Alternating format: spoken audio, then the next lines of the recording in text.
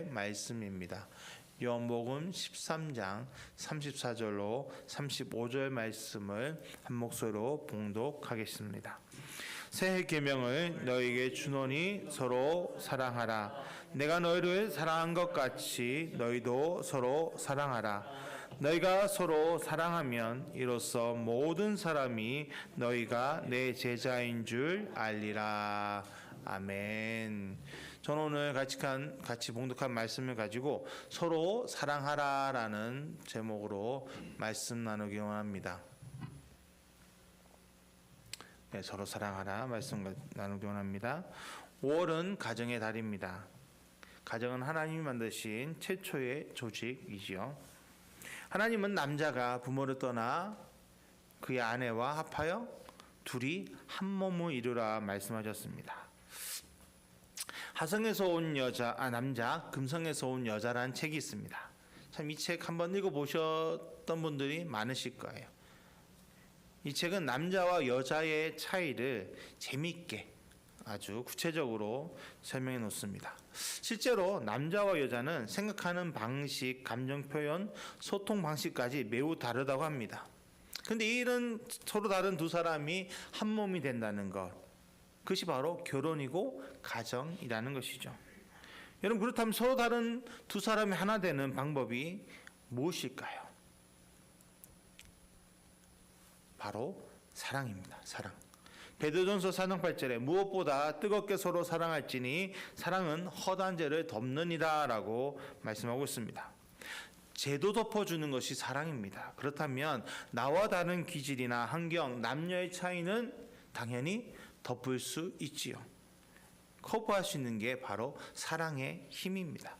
그래서 여러분, 우리가 사랑에 빠지면 뭐라고 말합니까? 눈에 뭐가 꼈다 하죠? 눈에 콩깍지가 꼈다 그러잖아요. 그래서 남들이 야, 저 사람은 저런 단점이 있어, 저 사람 저렇게 안 좋아 라고 말해도 내 눈에는 안 보여요. 내 귀엔 들리지가 않아요. 그 사람이 좋은 것만 보게 되고 그 사람을 더 깊이 사랑하게 되고 가까워지기를 원하게 됩니다. 그것이 바로 사랑의 힘이라는 것입니다. 그래서 사랑이라는 단어를 들으면 우리의 마음이 포근해집니다. 행복감을 느낍니다. 그리고 서로 사랑을 주고받는 모습 보면 저도 모르게 참 입꼬리가 올라갈 만큼 보기 좋습니다. 너무 보기 좋다라는 생각을 가지게 됩니다. 그런데 사랑하라는 말은 다른 느낌으로 다가옵니다.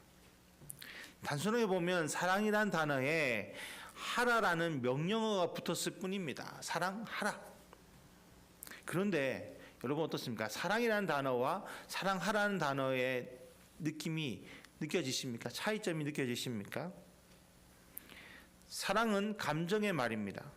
내 마음이 이끌린 대로 사랑하고 싶을 때 또 사랑하고 싶은 대상을 사랑하는 것이 어떻게 보면 이 사랑이라는 단어의 의미일 수도 있습니다. 사랑. 근데 사랑하라는 단어는 어떻습니까? 하라는 이 명령어가 붙으면 내 마음과 상관없이 내가 사랑하고 싶지 않을 때도 또 사랑하고 싶지 않은 대상도 사랑해야 한다는 것입니다. 어떻게 보면 내 마음과 상반된 행동을 해야 될 수도 있다는 거죠. 그로 인해 불편함을 느끼게 되는 것입니다. 그러나 그리스도인이라면, 참된 그리스도인이라면 예수님께서 말씀하신 사랑하라는 이 명령이 불편함으로 다가와서는 안 된다라는 것입니다. 왜냐하면 예수님께 우리는 이미 사랑을 받고 있기 때문이죠. 그것을 오늘 같이 살펴보기로 합니다. 첫째로 서로 사랑하라가 예수님이 주신 새 계명이기 때문에 우리는 서로 사랑해야 합니다. 새 계명은 너에게 주노니 서로 사랑하라라고 예수님은 말씀하고 계십니다. 계명이 무엇입니까? 계명이란 우리가 하나님의 백성으로 살아가기 위해 반드시 지켜야 할 생활 규범을 뜻합니다. 하나님은 이스라엘 백성들에게 십계명 주셨습니다. 그리고 예수님은 그 십계명의 그리고 율법의 핵심을 사랑이라고 정의하셨습니다. 여러분, 사랑이라는 단어는 새로운 계명이 아닙니다. 예수님은 율법학자와 대화 가운데서 율법의 핵심을 하나님 사랑과 이웃 사랑이라고 분명하게 말씀하셨습니다. 왜 예수님께서 새 계명이라 하셨을까요? 그것은 실천의 문제라는 겁니다. 예수님 당시 유대인들은요, 하나님을 사랑하는 것에는 익숙했습니다. 어떻게 하나님을 섬기는지 그들은 너무 잘 알고 있었어요. 그러니까 행위로 많이 알고 있었다는 얘기죠. 그러나 이웃에 대해서는 어떻습니까? 이웃을 사랑하는 데는 그들은 인색했습니다. 특히 다른 민족이나 사회적 약자, 죄인들에게는 정죄와 무관심으로 일관했습니다. 그래서 예수님 제자들에게 서로를 향한 사랑을 가져라라고 구체적으로 말씀하신 거예요. 실천하라. 알고만 있지 말고 실천하라라고 새 계명이라는 뜻 명목으로 우리에게 말씀해 주셨다는 것입니다. 하나님과 예수님의 본질이 무엇입니까? 바로 두말할 필요 없이 사랑입니다. 그런데 하나님의 자녀라 말하는 우리가, 그리스도의 제자라고 말하는 우리가 이웃에 대한 사랑이 없다면 여러분 그 모습은 그리스도인이라고 할 수 있겠습니까? 열심히 기도합니다. 말씀도 많이 읽고 암송하고 있는 구조도 많습니다. 교회에서 열심히 봉사합니다. 근데 교회 밖에서는 이웃과 다투고 정죄하고 미워한다면 그 모습이 참 그리스도인의 모습일까요? 부부싸움 한 후에 열심히 싸웠습니다. 그 후에 무릎 꿇고 기도한다 생각해 보십시오. 그 모습을 바라보는 배우자의 마음은 어떨까요? 가식처럼 보이지 않을까요? 방금 싸웠는데 기도한다고? 이해가 안 될 겁니다. 또는 아이들에게 하루 낸 후에 말씀 읽는다고 앉아서 은혜 받고 눈물 흘린다면 그 모습도 정상은 아닐 겁니다. 고린도전서 13장 1절 3절에 내가 사람의 방언과 천사의 말을 할지라도 사랑이 없으면 소리나는 구리와 울리는 꽹과리가 되고 내가 예언하는 능이 있어 모든 비밀과 모든 지식을 알고 또 산을 옮길 만한 모든 믿음이 있을지라도 사랑이 없으면 내가 아무것도 아니요 내가 내게 있는 모든 것으로 구제하고 또 내 몸을 불사르게 내어줄지라도 사랑이 없으면 내게 아무 유익이 없느니라. 13절 그런즉 믿음, 소망, 사랑 이 세 가지는 항상 있을 것인데 그 중에 제일은 사랑이라라고 분명하게 말씀하셨습니다. 여러분 그리스도인에게 사랑은요 선택사항이 아닙니다. 필수입니다. 사랑이 없는 은사, 헌신, 구제, 믿음은 아무것도 아니라는 것입니다. 왜 그렇습니까? 예수님이 사랑이시기 때문이에요. 그 예수님은 내가 내 안에 모시고 살아가는데 내 안에서 사랑의 향기가 나오지 않는다면 그것은 잘못된 것이라는 거죠. 요한일서 3장 10절에 이러므로 하나님의 자녀들과 마귀의 자녀들이 드러나나니 무릇 의를 행하지 아니하는 자나 또는 그 형제를 사랑하지 아니하는 자는 하나님께 속하지 아니하니라라고 분명하게 말씀하고 있습니다. 그럼 우리가 예수님의 제자라고 부르짖는다면, 우리가 예수님의 제자로 살고 있다면 우리는 서로 사랑해야 합니다. 너희가 서로 사랑하면 이로써 모든 사람이 너희가 내 제자인 줄 알리라는 그 말씀을 우리는 분명히 기억해야 합니다. 내가 사랑하지 않고는요, 남에게 사랑, 이웃들에게 사랑을 베푸지 않고서는 우리는 그리스도인이라고 말할 수 없다라는 겁니다. 왜냐하면 우리에게 주신 새 계명, 실천하라고 주신 계명은 서로 사랑하라이기 때문입니다. 둘째로 우리가 이미 하나님으로부터 큰 사랑을 받았고 또한 지금도 받고 있고 앞으로도 받을 것이기 때문에 우리는 서로 사랑할 수 있습니다. 예수님 말씀하셨습니다. 내가 너희를 사랑한 것 같이 너희도 서로 사랑하라. 여러분 예수님이 우리를 어떻게 사랑하셨습니까? 요한계시록 1장 5절 후반절부터 6절에는 우리를 사랑하사 그의 피로 우리 죄에서 우리를 해방하시고 그의 아버지 하나님을 위하여 우리를 나라와 제사장으로 삼으신 그에게 영광과 능력이 세세토록 있기를 원하노라. 아멘이라고 말씀하고 있습니다. 예수님이 우리를 위해 스스로 죄 없으신 분이 우리 위해 십자가를 지셨다는 것입니다. 십자가를 지시고 피 흘리심으로, 그 피 흘림으로 우리의 죄가 사함을 받았다라는 것입니다. 그리고 거기서 끝난 것이 아니라 우리를 하나님의 자녀로 만드셨고 하나님 나라의 백성과 제사장으로 우리를 세워주셨다는 것입니다. 우리가 잘나서 그랬습니까? 아닙니다. 일반적인, 무조건적인 하나님, 예수님의 사랑이 우리에게 부어진 것입니다. 여러분, 예수님의 제자들 어떠했습니까? 예수님과 3년 반 동안 다니면서 예수님 왕이 되시면 자기들이 큰 자리에 차지할 거라고 생각하고 열심히 쫓아다녔습니다. 그런데 예수님은 이 땅에 우리의 구원자로 오셨기 때문에 십자가의 고통을 지실 수밖에 없었습니다. 예수님이 그 십자가의 고통을 감당하기 위해 붙잡히실 때 제자들은 다 예수님을 떠나버렸습니다.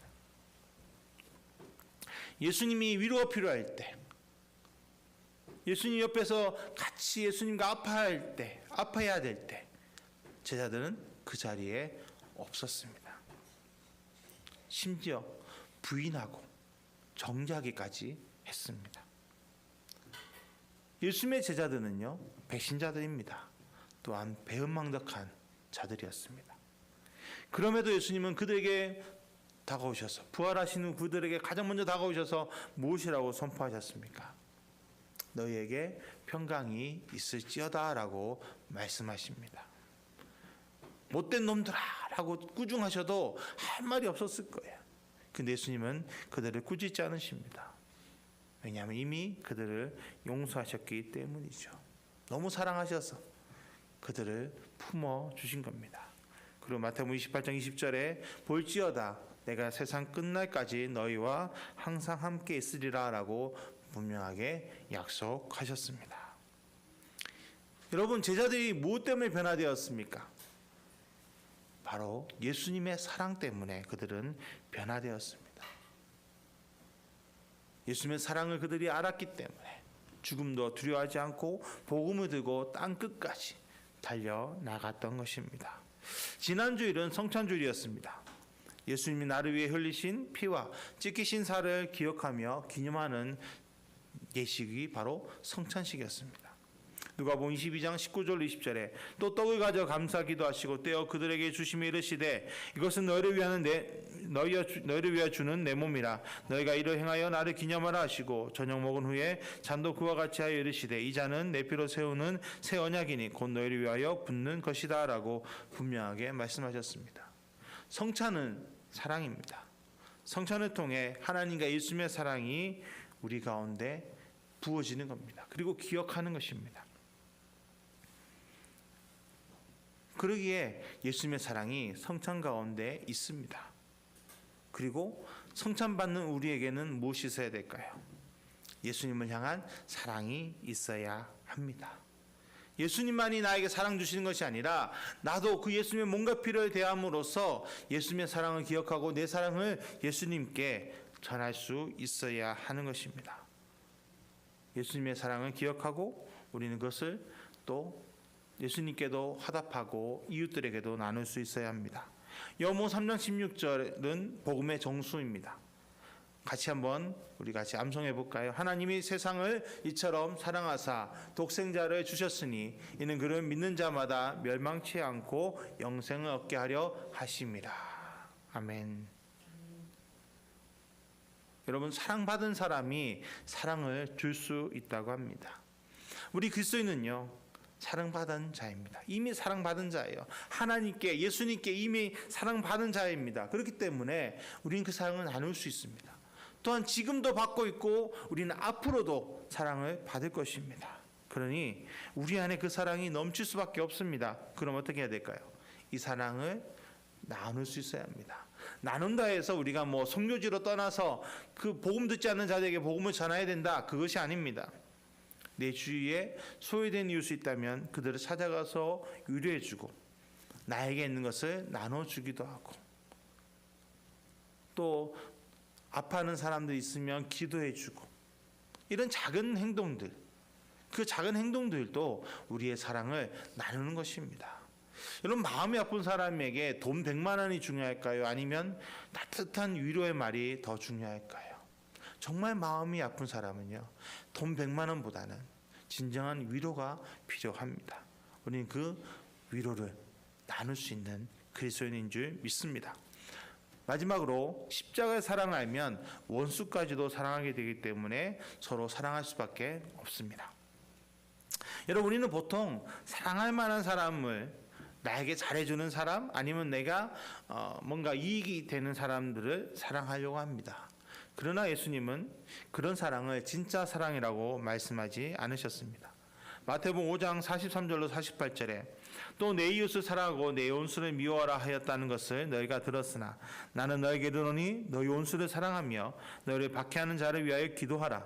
이같이 한즉 하늘에 계신 너희 아버지의 아들이 되리니 이는 하나님이 그 해를 악인과 선인에게 비추시며 비를 의로운 자와 불의한 자에게 내려주십니다. 너희가 너희를 사랑하는 자를 사랑하면 무슨 상이 있으리요? 세리들 같이 아니하느냐? 또 너희가 너희 형제에게만 무난하면 남보다 더하는 것이 무엇이냐? 이방인들도 같이 아니하느냐? 그러므로 하늘에 계신 너희 아버지 온전하신 것 같이 너희도 온전하라라고 분명하게 말씀하고 계십니다. 여러분, 예수님이 우리에게 보여주신 사랑의 기준은 사실 인간의 힘으로는 이해할 수 없는, 지킬 수 없는 차원입니다. 오른쪽 뺨을 맞으면 왼쪽 뺨을 돌려대라. 속옷을 달라고 하면 겉옷까지 줘라. 오리를 가져가면 심리를 가져라. 그리고 심지어는 원수도 사랑하라. 여러분, 원수를 사랑하는 것, 그리고 나에게 불이익이 되는 일들을 행하는 것, 그것이 쉬울까요? 여러분, 세상 사람들에게 이것이 사랑이라고 말하면 그들은 사랑 안 한다 그럴 거예요. 왜냐하면 사랑의 기준은, 사랑의 조건은, 세상에서 말하는 사랑은 give and take입니다. 내게 주면 나도 주는 거예요. 내게 먼저 사랑 줘, 그럼 나도 사랑 줄게. 이게 세상의 방식이라는 겁니다. 주고받는 것이 전제되어 있습니다. 그러나 예수님이 말씀하시는 사랑은요, 조건이 없습니다. 무조건적입니다. 여러분, 예수님이 우리에게 어떻게 하고 계십니까? 사랑을, 여러분, 따지고 우리에게 사랑 주신다면 이 자리에 그 누가 남아있겠습니까? 아무도 있지 못할 겁니다. 예수님은 아무 조건 없이 사랑하시는 거예요. 네가 이래서 내가 너 사랑해, 그러지 않으신다는 거예요. 그러니 감사한 거예요. 그래서 내가 부족함에도 불구하고 못났음에도 불구하고 하나님 앞에 나올 수 있는 겁니다. 십자가의 사랑이 그런 사랑입니다. 여러분, 십자가 앞에서는요, 그 누구도 차별되지 않습니다. 모든 사람에게 구원이 열려 있습니다. 하나님은 모든 사람을 사랑하시고 용서하십니다. 근데 우리가 언제부터 그 사랑을 판단했습니까? 여러분, 우리도 하나님께 구원받지 못할 죄인되었다는 것을 기억하십시오. 너무나 못나서 부족해서 하나님을 찾지도 못하고 하나님이 있는지도 몰랐던 삶을 살았던 것이 바로 우리입니다. 그런 우리를 하나님이 사랑하셔서 예수님이 이 땅에 보내시고 십자가에서 우리의 모든 죄를 다 씻어 주셨습니다. 그것이 십자가의 사랑입니다. 그 십자가의 사랑을 아는 우리는 원수도 사랑할 수밖에 없습니다. 왜 그럴까요? 나에게 원수이지 예수님께는요, 그 사람도 구원받을, 잃어버린 귀한, 천하보다 귀한 영혼이기 때문입니다. 지금 예수님은 그 사람도 구원받기를 원하고 계십니다. 하나님이 그 해를 악인과 선인에게 비추시며 비를 의로운 자와 불의한 자에게 내려주신다라고 말씀하셨던 예수님의 말씀처럼 하나님의 사랑은 이 땅에는 모든 사람들에게 지금도 부어지고 있습니다. 예수님은 의인들만 위해 십자가를 지신 것이 아닙니다. 마가복음 2장 17절에 예수께서 들으시고 그들에게 이르시되 건강한 자에게는 의사가 쓸데없고 병든 자에게라야 쓸데있느니라. 나는 의인을 불러온 것이 아니요 죄인을 부르러 왔노라 하셨다라고 분명하게 말씀하고 계십니다. 나를 위해 예수님이 이 땅에 오셨습니다. 그리고 내가 미워하는, 내가 싫어하는 그 사람 위해서도 예수님이 이 땅에 오셨습니다. 이것을 우리가 믿고 깨닫는다면 원수도 사랑할 수밖에 없습니다. 그 사람을 위로한다는 것은 그 사람 안에 거하기 원하시는 예수님을 비유하는 것이기 때문입니다. 반대로 원수를 사랑하게 되면 그 안에 거하기 원하시는 예수님을 사랑하게 되는 것입니다. 그럼 예수님은 십자가 달리셨어도 어떻게 하셨습니까? 저들의 죄를 사하여 달라고 하나님께 기도하셨습니다. 그 고통 가운데서, 그 수치 가운데서도 예수님은 모든 사람을 사랑하셨고 용서하셨습니다. 그런데 그런 사람들이 나에게 해를 끼친다고 내가 원수로 생각하고 미워한다면 여러분이는 십자가의 사랑을 온전히 알지 못하는 것입니다. 여러분, 그렇다고 해서 이 십자가의 사랑은 내가 할 수 있을까요? 절대로 내가 못합니다. 내가 할 수 없습니다. 내가 하는 것이 아닙니다. 내 안에 계신 예수님이 사랑하게 하십니다. 갈라디아서 2장 10절에 내가 그리스도와 함께 십자가에 못 박혔나니 그런즉 이제는 내가 사는 것이 아니요 오직 내 안에 그리스도께서 사시는 것이라. 이제 내가 육체 가운데 사는 것은 나를 사랑하사 나를 위하여 자기 자신을 버리신 하나님의 아들을 믿는 믿음 안에서 사는 것이다 라고 분명하게 말씀하고 계십니다. 사랑의 본질이신 하나님이, 예수님이 지금 어디 계신다고요? 어디 계신다고요? 내 안에 거하고 계신다는 겁니다. 내 안에 지금 살아 숨쉬게 하신 것은 예수님이시라는 거예요. 그 예수님이 그 십자가의 사랑을 깨닫게 하시고 그 십자가의 사랑으로 내 이웃을 사랑하게 하십니다. 저는 우리 순봉 새아침교회 우리 귀한 성도님들이 이 십자가의 사랑을 깨닫고 정말 원수까지도 사랑할 수 있는 삶을 살아가기를 축복합니다. 그럴 때 그런 나의 모습을 통해 누가 영광 받으신다고요? 하나님 영광 받으시고 우리는 또 어떤 복을 받습니까? 우리가 그리스도의 제자임을, 하나님의 자녀임을 세상이 알게 된다라는 것입니다. 내 안에서 사랑의 그 십자가의 사랑이 흘러 넘치게 하십시오. 내 안에 예수님 모셔드리고 그 예수님의 그 사랑이 넘치게 하십시오. 내가 가는 곳이 정말 분열이 있고 다툼이 있어도 내가 가면 그곳이 하나 되고 그 가운데 평화가 임할 수 있도록 여러분 우리는 기도해야 합니다. 내 안에 하나님의 사랑이 넘치도록 나를 통해 하나님의 나라가 이 땅에 이루어지도록 기도하며 우리는 살아가야 합니다. 우리 안에 마르지 않는 생명의 강이 흘러서 나도 살고 나를 만나는 모든 사람들, 내 주변에 있는 모든 사람들, 이 땅에 있는 모든 사람들을 살릴 수 있는 그런 축복의 통로가 되어야 합니다. 내가 하는 것이 아닙니다. 하나님이 그렇게 우리를 만들어 가십니다. 믿고 바라보고 하나님을 따라 묵묵히 한 걸음 한 걸음 나아가면 하나님께서 우리를 그렇게 만들어 가십니다. 오늘 본문 말씀을 한번 같이 봉독하고 말씀 마치기 원합니다. 새 계명을 너에게 주노니 서로 사랑하라. 내가 너희를 사랑한 것 같이 너희도 서로 사랑하라. 너희가 서로 사랑하면 이로써 모든 사람이 너희가 내 제자인 줄 알리라. 아멘. 세상이 우리가 그리스도의 제자임을 아는 그런 축복의 삶, 능력의 삶이 되시기를 예수님의 이름으로 축복합니다. 같이 기도하겠습니다.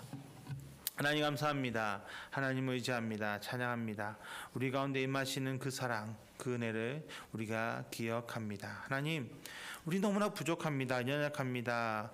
정말 사랑받지 못해서 힘들어하는 때가 많습니다. 그러나 이미 우리는 하나님의 사랑을 받았습니다. 하나님의 사랑이 내 안에 넘칩니다. 그 사랑을 가지고 이 땅을 우리가 살아가게 하시고 아버지 우리가 만나는 모든 사람에게 그 사랑을 나누게 하여 주시옵소서. 그래서 이 땅 가운데 하나님의 나라가 세워질 수 있도록 하나님의 기쁨이 하나님의 복음이 세워질 수 있도록 우리 가운데 역사하여 주시옵소서. 우리 통해 하나님 역사하여 주시옵소서. 하나님의 나라를 이루어서 아버지 정말 잃어버린 영혼이 없도록 다 구원받을 수 있도록 역사하여 주옵소서. 함께 하심을 감사합니다. 예수님의 이름으로 기도드렸습니다. 아멘.